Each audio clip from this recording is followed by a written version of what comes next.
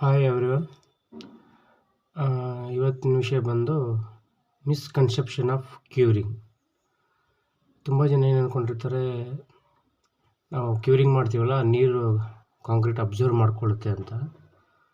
ಅದು ರಾಂಗ್, ತಪ್ಪು ತಿಳುವಳಿಕೆ, ಮಿಸ್ಕನ್ಸೆಪ್ಷನ್. ಅದು ಹೆಂಗಂದರೆ, ಸಾಲಿಡ್ ಕಾಂಕ್ರೀಟ್ ಯಾವತ್ತೂ ನೀರು ಅಬ್ಸರ್ವ್ ಮಾಡಲ್ಲ. ಒಂದು ಸತಿ ನಾವು ಕಾಂಕ್ರೀಟ್ ಮಿಕ್ಸ್ ಮಾಡುವಾಗ ಹಾಕಿರೋ ನೀರು ಏನಿರುತ್ತೆ, ಅದು ಬಿಟ್ಟು ಎಕ್ಸ್ಟರ್ನಲ್ ವಾಟ್ರನ್ನ ಅದು ಅಬ್ಸರ್ವ್ ಮಾಡ್ಕೊಳ್ಳಲ್ಲ. ಬಟ್ ಕ್ಯೂರಿಂಗ್ ಮಾಡೋ ಉದ್ದೇಶ ಏನಂದರೆ, ನಾವು ಕಾಂಕ್ರೀಟ್ ಮಿಕ್ಸ್ ಮಾಡಬೇಕಾದ್ರೆ 50% ರೇಷಿಯೋ ಆಫ್ ದಿ ಸಿಮೆಂಟ್ ನೀರು ಹಾಕಿರ್ತೀವಿ ಅದರಲ್ಲಿ. ಅಂದರೆ 50 kg ಸಿಮೆಂಟ್ ಹಾಕಿದರೆ 25 ಲೀಟರ್ಸ್ ಆಫ್ ವಾಟ್ರು ಅದರಲ್ಲಿರುತ್ತೆ. ಸೊ ಅಷ್ಟು ನೀರನ್ನು ನಾವು ಕಾಂಕ್ರೀಟಲ್ಲಿ ಮಿಕ್ಸ್ ಮಾಡಿ ಕಾಂಕ್ರೀಟ್ ಹಾಕಿದ ಮೇಲೆ ಕಾಂಕ್ರೀಟ್ಗೆ ಫುಲ್ ತನ್ನ ಹೈಯೆಸ್ಟ್ ರೀಚ್ ಸ್ಟ್ರಾಂಗ್ ಆಗೋಕ್ಕೆ, ಸ್ಟ್ರೆಂತನ್ ಬರೋಕ್ಕೆ 21 ಡೇಸ್ ಬೇಕು, ಅಥವಾ ಗಟ್ಟಿ ಆಗೋಕ್ಕೆ ಫುಲ್ಲಾಗಿ.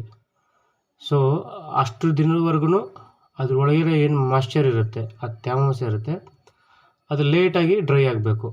ಸೊ ನಾವು ಹಾಕಿರೋ ಕಾಂಕ್ರೀಟಲ್ಲಿ ಹಾಕಿರೋ ನೀರು ಸಡನ್ನಾಗಿ ಡ್ರೈ ಆಗಬಾರ್ದು. ಸೊ ಈ ಬಿಸಿಲಿಂದಾಗಿ, ಈ ಟೆಂಪ್ರೇಚರಿಂದಾಗಿ ಸೊ ಕಾಂಕ್ರೀಟ್ ಡ್ರೈ ಆಗಿ ಅದರಲ್ಲಿ ಇರೋ ವಾಟ್ರು, ನಾವು ಮುಂಚೆ ಕಾಂಕ್ರೀಟ್ ಟೈಮ್ ಹಾಕಿರೋ ವಾಟ್ರ್ ಏನಿದೆ ಅದು ಬೇಗ ಡ್ರೈ ಆಗಬಾರ್ದು. ಸೊ ಅದಕ್ಕೆ ಗ್ರ್ಯಾಜುವಲಾಗಿ ಅದು ಕಾಂಕ್ರೀಟ್ ಸೆಟ್ ಆಗಬೇಕು. ಸೊ ಅದಕ್ಕೆ 21 ಡೇಸ್ ಬೇಕು ಫುಲ್ ಸ್ಟ್ರೆಂತ್ ಬರೋಕ್ಕೆ, ಕಾಂಕ್ರೀಟು ಹೈಯೆಸ್ಟ್ ಪೀಕ್ ಹೋಗೋಕ್ಕೆ. ಸೊ ಆ ಟೈಮಲ್ಲಿ ಇದು ಬೇಗ ಡ್ರೈ ಆಗಬಾರ್ದು ಅನ್ನೋ ಉದ್ದೇಶಕ್ಕೆ ನಾವು ಕಾಂಕ್ರೀಟ್ನ ಕ್ಯೂರಿಂಗ್ ಮಾಡೋದು. ಫಾರ್ ಎಕ್ಸಾಂಪಲ್, ಈಗ ನಾವು ಪ್ಲಿಂತ್ ಬೀಮು ಅಥವಾ ಕಾಲಮ್ಸ್ ಹಾಕಬೇಕಾದ್ರೆ ಅದಕ್ಕೆ ಗೋಣಿ ಚೀಲ ಸುತ್ತಬೇಕು. ಗೋಣಿ ಚೀಲ ಸುತ್ತಬಿಟ್ಟು, ಚೀಲ ಸುತ್ತಬಿಟ್ಟು ಅದಕ್ಕೆ ನೀರು ಹಾಕಬೇಕು. ಅಂದರೆ ಅದನ್ನು ನಾವು ವೆಟ್ಟಾಗಿ ಇಡಬೇಕು. ಅದರಿಂದ ಏನೋ ಅದನ್ನು ನಾವು ಹಾಕಿರೋ ನೀರನ್ನ ಅಬ್ಸರ್ವ್ ಮಾಡ್ಕೊಳ್ಳಲ್ಲ ಕಾಂಕ್ರೀಟು, ಬಟ್ ಅದು ತೇವ ಇರಬೇಕು. ಈಗ ನಾವು ಮೆಡಿಸಿನ್ ಎಲ್ಲ ತೊಗೊಂಬಂದ್ಬಿಟ್ಟು ಅದರಲ್ಲಿ ಮೆನ್ಷನ್ ಮಾಡಿರ್ತಾರೆ, keep it in cool place ಅಂತ. ಆ ಥರ ಈಗ ಕಾಲಮು, ರೂಫು ಯಾವುದೇ ಇದ್ರೂ ಅದನ್ನು ನಾವು 21 ಡೇಸ್, ಮಿನಿಮಮ್ 21 ಡೇಸ್ ಅದನ್ನು ಸ್ವಲ್ಪ ಕೂಲ್ಗೆ ಹಾಕಿರಬೇಕು. ಸೊ ಅದು ಗ್ರ್ಯಾಜುವಲ್ ಡ್ರೈ ಆಗೋಕ್ಕೆ ಚಾನ್ಸ್ ಕೊಡಬೇಕು. ಅದೇ ಥರ ಈಗ ರೂಫ್ ಹಾಕ್ತೀವಲ್ಲ, ರೂಫ್ ಹಾಕಿದಾಗ ಮೇಲೆ ನಾವು ಪಾತಿ ಕಟ್ಬಿಟ್ಟು, ಒಂದು ಬ್ಯಾಂಡ್ ಕಟ್ಬಿಟ್ಟು ಕ್ಯೂರಿಂಗ್ ನಿಲ್ಲಿಸಬೇಕು ಕಂಟಿನ್ಯೂಸ್ ಆಗಿ. ತಾವ ಇದ್ದರೆ ಬಿಸಿಲು ಟೈಮಲ್ಲಿ ಬಿಸಿಲು ಬಿದ್ದು ಕಾಂಕ್ರೀಟ್ ಡ್ರೈ ಆಗಿ ಬೇಗ ಡ್ರೈ ಆಗಬಾರ್ದು. ಅದರ ಟೈಮ್ ಏನಿದೆ ಆ ಟೈಮ್ಗೆ ಡ್ರೈ ಆಗಬೇಕು ಅನ್ನೋ ಉದ್ದೇಶಕ್ಕೆ ಕ್ಯೂರಿಂಗ್ ಮಾಡೋದು.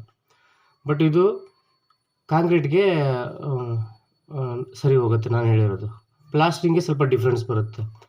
ಪ್ಲಾಸ್ಟ್ರಿಂಗಲ್ಲಿ ಏನಂದರೆ ವಾಟರ್ ಅಬ್ಸರ್ವ್ ಆಗುತ್ತೆ. ಏನಕ್ಕಂದರೆ ಪ್ಲಾಸ್ಟ್ರಿಂಗಲ್ಲಿ ವಾಯ್ಡ್ಸ್ ಇರುತ್ತೆ, ಚಿಕ್ಕ ಚಿಕ್ಕ ಹೋಲ್ಸ್ ಇರುತ್ತೆ, ಸಮ್ ಮೈನರ್ ಕ್ರ್ಯಾಕ್ಸ್ ಇರುತ್ತೆ, ಸೆಟಲ್ಮೆಂಟ್ ಕ್ರ್ಯಾಕ್ಸ್ ಇರುತ್ತೆ. ಅದೆಲ್ಲ ನೀರು ಅಬ್ಸರ್ವ್ ಮಾಡ್ಕೊಳ್ಳುತ್ತೆ. ಸೊ ನಾವು ಪ್ಲಾಸ್ಟ್ರಿಂಗ್ಗೆ ಕ್ಯೂರಿಂಗ್ ಮಾಡುವಾಗ ಅದು ವಾಟರ್ ಅಬ್ಸರ್ವ್ ಮಾಡ್ಕೊಳ್ಳುತ್ತೆ.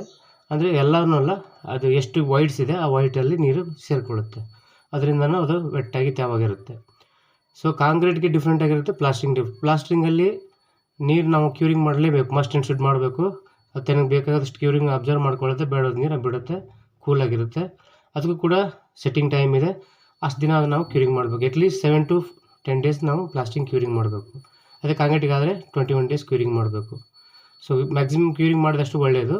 ಅಟ್ಲೀಸ್ಟ್ ಎಲ್ಲನೂ ಪ್ಲಾಸ್ಟ್ರಿಂಗ್ ಆಗಲಿ ಕಾಂಕ್ರೀಟ್ ಆಗಲಿ ಒಂದು ಮಿನಿಮಮ್ 20-21 ಡೇಸ್ ಕ್ಯೂರಿಂಗ್ ಮಾಡಿದ್ರೆ ಇದು well and good actually. So ಅದರಿಂದ ಈ ಮಿಸ್ಕನ್ಸೆಪ್ಷನ್ ಯಾರಿಗೂ ಬರಬಾರ್ದು ಅಂತ ಇದು ವಿಡಿಯೋ ಮಾಡಿರೋದು. Thank you.